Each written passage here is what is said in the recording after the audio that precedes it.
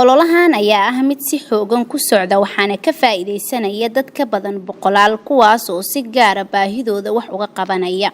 Waa markii afraad uu ololahan si rasmi ah uga bilowday isbitaalka Kalkaal ee magaalada Muqdisho tan iyo bilowgii sanadkii 2017. ku dhawaad 100 qof ayaa hadda ka faa'iideysanaya ololahan oo ah mid qalliin loogu sameynayo dadka faruuran. Si gaar ah caruurta aadka u da'yar ayaa looga faa'iideynayaa hawshan waxaana sidoo kale ku jira dad waaweyn oo rag iyo dumarba leh.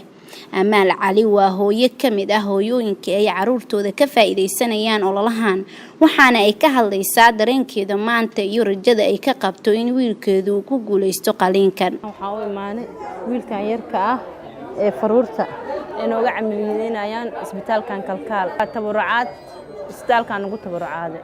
Waxaan dareemeynaa iyo wiilkeena quruxdiisa iyo ummadda Soomaaliyeed bilicdooda baxayso. Agaasimaha guud ee isbitaalka Kalkaal sidoo kalena ah gudoomiyaha hay'adda Kalkaal Hospital Foundation Dr. Cabdilqaadir Faarax Maxamed Xaaji ayaa faahfaahin guud ka bixinaya ujeedka sida uu ololahan ku bilowday iyo meelaha ay ka kala yimaadeen dadka ka faa'iideysanaya ololahan. Waxaan bilaawnay qaybaha oo Kalkaal Hospital Foundation hay'adeeda qaybta waxaan bilaawnay loo yaqaan Clift Lip and Clift Palate fururanka iyo dhibxanaga.